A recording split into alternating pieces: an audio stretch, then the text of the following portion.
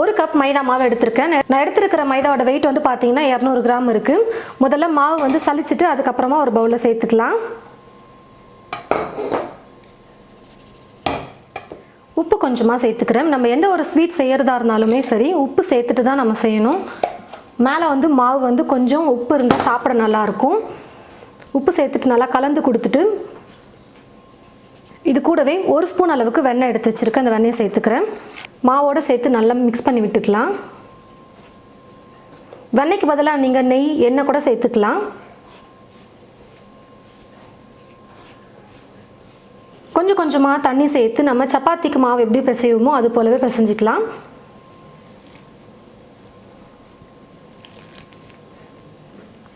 கொஞ்சம் கொஞ்சமாக தண்ணி சேர்த்து மாவை நல்லா பிசைஞ்சு வச்சுக்கிட்டேன். முடிஞ்ச அளவுக்கு கொஞ்சம் மாவை கெட்டியாகவே பிசைஞ்சுக்கோங்க. அப்போ தேய்க்கிறதுக்கு ரொம்ப ஈஸியாக இருக்கும்.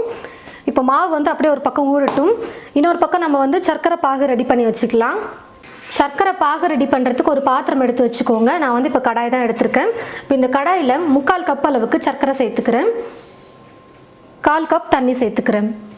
மைதா மாவு எடுத்து அதே கப்பில் எல்லாத்தையும் அளந்து எடுத்துக்கலாம். சர்க்கரை நல்லா கரைஞ்சி வரட்டும்.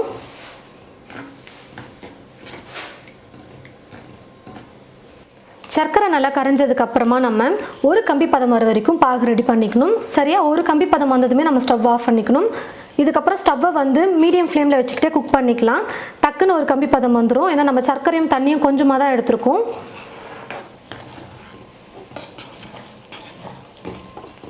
கொஞ்சமாக பாகை எடுத்து இப்படி நம்ம செக் பண்ணும்பொழுது லைன் மாதிரி ஒன்று வரணும். ஒரு கம்பி பதத்துக்கு ஒரு லைன் வரணும். அதுதான் கரெக்டான பதம். இப்போ நான் வந்து ஸ்டவ் ஆஃப் பண்ணிடுறேன். ஒரு கம்பி பதத்துக்கு பாகு ரெடி பண்ணியாச்சு. இது கூட கொஞ்சமாக ஒரு 4-5 சொட்டு அப்படி இல்லைன்னா 1/4 ஸ்பூன் அளவுக்கு லெமன் பிழிஞ்சு விட்டுக்கலாம். பாகு வந்து முருகாமல் இருக்கிறதுக்கு. கொஞ்சமாக ஏலக்காய் தூள் சேர்த்துக்கிறேன். ரெண்டையும் சேர்த்து நல்லா மிக்ஸ் பண்ணி விட்டுட்டு இது ஒரு ஓரமாக எடுத்து வச்சிடலாம். சர்க்கரை பாகு ரெடி பண்ணுற வரைக்கும் மாவு ஊறிச்சுனா போதும். இப்போ நம்ம மாவு தேய்ச்சி எடுத்து வச்சுக்கலாம். அதுக்கு முன்னாடி ஒரு கப் எடுத்துக்கிட்டு அந்த கப்பில் வெண்ணெயை வந்து ஒரு 2லேருந்து 3 ஸ்பூன் அளவுக்கு சேர்த்துக்க போகிறேன். இது கூடவே 1 ஸ்பூன் அரிசி மாவு சேர்த்துட்டு ரெண்டையும் நல்லா மிக்ஸ் பண்ணிக்க போகிறேன். நீங்கள் அரிசி மாவுக்கு பதிலாக கார்ன்ஃப்ளவர் சேர்த்துக்கலாம். அப்படி இல்லைனா மைதா கூட சேர்த்துக்கலாம்.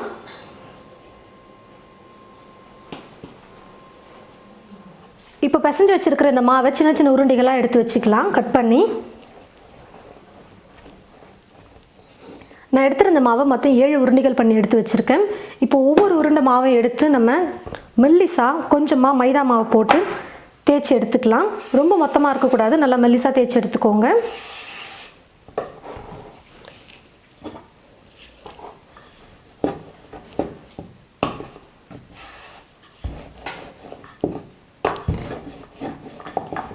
இந்த மாதிரி மெல்லிசாக நல்லா பெருசாக தேய்ச்சி எடுத்துக்கோங்க.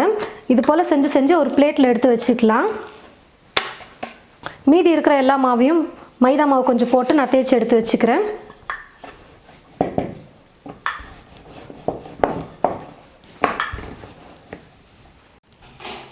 இப்போ எல்லா மாவையும் தேய்ச்சதுக்கு அப்புறமா கொஞ்சம் மாவு இந்த பிளேட்டில் தூவிட்டு ஒட்டாமல் எடுக்கிறதுக்காக இதுக்கு மேலே ஒரு லேயர் வச்சிடுறேன். அதுக்கப்புறம் வெண்ணெயும் அரிசி மாவும் சேர்த்து நம்ம மிக்ஸ் பண்ணியிருக்கோம் பார்த்தீங்களா, இந்த கலவையை இது மேலே போட்டு நம்ம நல்லா ஸ்ப்ரெட் பண்ணி விட்டுக்கணும்.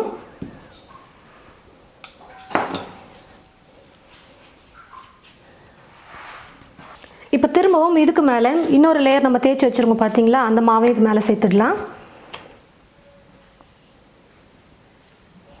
இப்போ இதுக்கு மேலே திரும்பவும் இந்த கலவையை மேலே போட்டு நல்லா ஸ்ப்ரெட் பண்ணி விட்டுடலாம். இதே போல் நான் எடுத்து வச்சுருக்கிற 7 உருண்டைகளையும் தேய்ச்சி இது மேலே லேயராக அடுக்கி வச்சுக்க போகிறேன். நான் எடுத்திருந்த 7 உருண்டை மாவையும் நல்லா தேய்ச்சி எடுத்துக்கிட்டு 7 லேயராக நான் ரெடி பண்ணி வச்சுருக்கேன் பாருங்கள். ஒன்று மேலே ஒன்று வச்சுட்டு நம்ம ரெடி பண்ண அந்த வெண்ணெய் அரிசி மாவு கலவையை போட்டு நல்லா ஸ்ப்ரெட் பண்ணி விட்டு வச்சுருக்கேன். இதுக்கு மேலேயே நான் வந்து தடவி விட்டுருக்கேன். இப்போ அப்படியே ஒரு பக்கமாக வந்து நம்ம உருட்டிகிட்டே போகலாம். நல்லா டைட்டாக உருட்டிக்கணும், கேப் இல்லாத மாதிரி.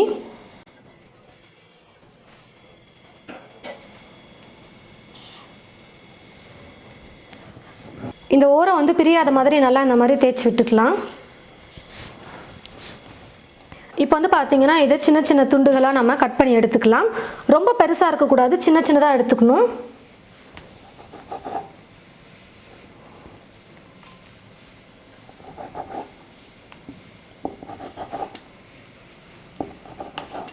இப்போ இந்த மாதிரி எல்லாத்தையும் கட் பண்ணி எடுத்ததுக்கப்புறமா ஒவ்வொன்றா நம்ம தேய்ச்சி எடுத்துக்கலாம். கொஞ்சமாக மாவு போட்டுக்கிறேன் ஒட்டாமல் இருக்கிறதுக்காக.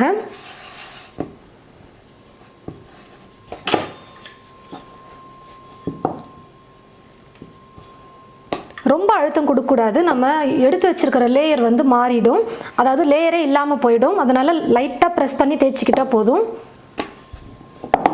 இந்த அளவுக்கு கொஞ்சம் மொத்தமாக இருக்கிற மாதிரி தேய்ச்சி எடுத்துக்கோங்க, கரெக்டாக இருக்கும். இதே போல் செஞ்சு ஒரு பிளேட்டில் எடுத்து வச்சுக்கிறேன் நான் எல்லாத்தையும். கடாயில் எண்ணெய் ஊற்றி வச்சுட்டேன். எண்ணெய் வந்து பார்த்தீங்கன்னா நம்ம நார்மலாக பஜ்ஜி போண்டாலாம் செய்வோம் பார்த்தீங்களா, அந்த அளவுக்கு காய வைக்கக்கூடாது. பாதுஷாலாம் செய்யறதுக்கு நம்ம எண்ணெய் எந்த அளவுக்கு காய வைப்போமோ அந்த மாதிரி காய வச்சுக்கணும். லைட்டாக தான் எண்ணெய் காயணும். இப்போ நம்ம தேய்ச்சி வச்சிருக்கிற மாவை கொஞ்சம் கொஞ்சமாக எண்ணெயில் போட்டுக்கலாம். பாருங்கள், இந்த மாதிரி லைட்டாக தான் பபிள்ஸ் வரணும், ரொம்ப எண்ணெய் காயக்கூடாது. எண்ணெய் ரொம்ப காஞ்சிருச்சுன்னா டக்குன்னு மேலே வந்து கலர் வந்துடும், மேலே நல்லா கிறிஸ்பியாக வந்துடும். ஆனால் உள்ளே வந்து மாவு நிறைய லேயர் இருக்கிறதுனால உள்ளெல்லாம் வந்து சாஃப்டாக இருக்கும், வெந்திருக்காது. நல்லா கிறிஸ்பியாக வரணும்னா தீ குறைச்சி வச்சுட்டு நம்ம குக் பண்ணிக்கணும். இப்போ மீடியம் ஃப்ளேமில் வச்சுக்கிட்டே நம்ம குக் பண்ணிக்கலாம். அப்பப்போ கரண்டி வச்சு திருப்பி கொடுத்துக்கிட்டே இருக்கலாம், அப்போ ரெண்டு பக்கமும் நல்லா வெந்து வரும்.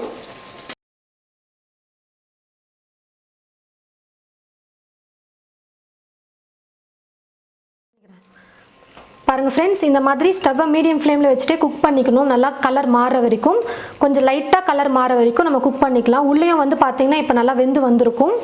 இந்த மாதிரி ஒரு வடிகரண்டி யூஸ் பண்ணி நான் எடுத்துடுறேன். அப்போ இருக்கிற எக்ஸ்ட்ரா எண்ணெயும் நல்லா ட்ரை ஆகிட்டு வந்துடும். கலர் வந்து கொஞ்சம் லைட்டாக மாற வரைக்கும் நம்ம குக் பண்ணிக்கலாம். தீ ஃபுல்லாக வச்சிட்டோம்னா சீக்கிரமாக கலர் மாறிடும், ஆனால் உள்ளே வந்து வெந்திருக்காது, லேயர் லேயராக வந்து நமக்கு கிடைக்காது. உள்ளே வந்து சாஃப்டாக இருக்கும், மேலே மட்டும் கிறிஸ்பியாக இருக்கிற மாதிரி இருக்கும், சாப்பிட்றதுக்கு அப்போ நல்லா இருக்காது. இப்படி நிற்க வச்சுருங்க ஸ்நாக்காக, அப்போ வந்து எண்ணெய் ஃபுல்லாக வழிஞ்சு வந்துடும். இதே போல் தீயை குறைச்சி வச்சுக்கிட்டு எல்லா மாவையும் தேய்ச்சி எண்ணெயில் போட்டு பொரிச்சு எடுத்துடலாம். பாருங்கள் ஃப்ரெண்ட்ஸ், எண்ணெயில் போட்டு நல்லா பொரிச்சு எடுத்தாச்சு கிறிஸ்பியாக. இப்போது சர்க்கரை பாகில் வந்து நம்ம இதை டிப் பண்ணி எடுத்துக்கணும். ரொம்ப நேரம் இருக்கக்கூடாது, லைட்டாக டிப் பண்ணி எடுக்கணும். மேலே வந்து ஸ்வீட் இருக்கணும், அவ்வளோதான். ரொம்ப ஊற வச்சுட்டோம்னா என்ன ஆகும்னு பார்த்தீங்கன்னா நமுத்து போயிடும், கிறிஸ்பியாக இருக்காது. கிறிஸ்பியாகவும் இருக்கணும், அதே சமயத்தில் நல்லா ஸ்வீட்டாகவும் இருக்கணும். அதனால் டக்குன்னு டிப் பண்ணி எடுத்துட்டா போதும். சர்க்கரை பாகு ரொம்ப சூடு ஆறி இருந்தால் சும்மா லைட்டாக சூடு பண்ணிக்கோங்க. ஒருவேளை கெட்டி ஆகிட்டு இருந்தாலும் சர்க்கரை பாகு கொஞ்சம் லைட்டாக சூடு பண்ணி எடுத்துக்கோங்க, அப்போ கரைஞ்சிரும்.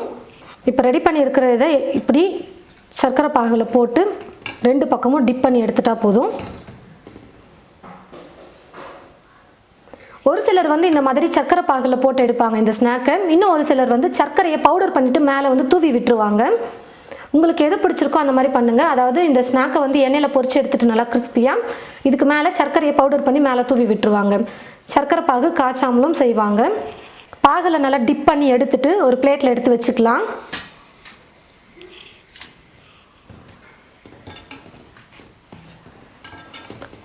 ரெண்டு பக்கமும் திருப்பி கொடுத்துட்டு எடுத்துட்டா போதும், ரொம்ப நேரம் பாகில் விடக்கூடாது, அப்புறம் கிறிஸ்பியாக இல்லாமல் போயிடும் ஸ்நாக்ஸ் சாப்பிடும் பொழுது.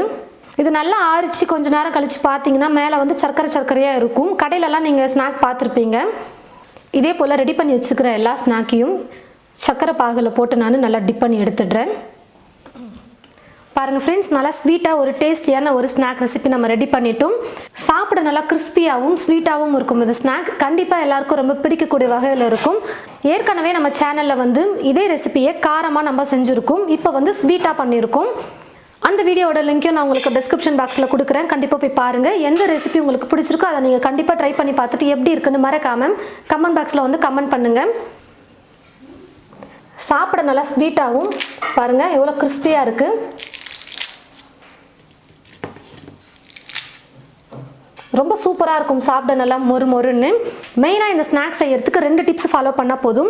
சர்க்கரை பாகு வந்து கரெக்டாக ஒரு கம்பி பதம் வந்ததுமே டக்குன்னு ஆஃப் பண்ணிக்கோங்க, ரொம்ப பாகு முருகக்கூடாது. அப்புறம் இன்னொரு டிப்ஸ் வந்து பார்த்திங்கன்னா, நம்ம மாவை தேய்ச்சி எண்ணெயில் போட்டு பொரிச்சு எடுக்கும்போது குறைவான தீயில் வச்சுட்டு நல்லா கிறிஸ்பியாக வர வரைக்கும் எல்லா லேயரும் நல்லா வெந்து முறுமுறுன்னு வர வரைக்கும் நம்ம குக் பண்ணி எடுத்துக்கணும்.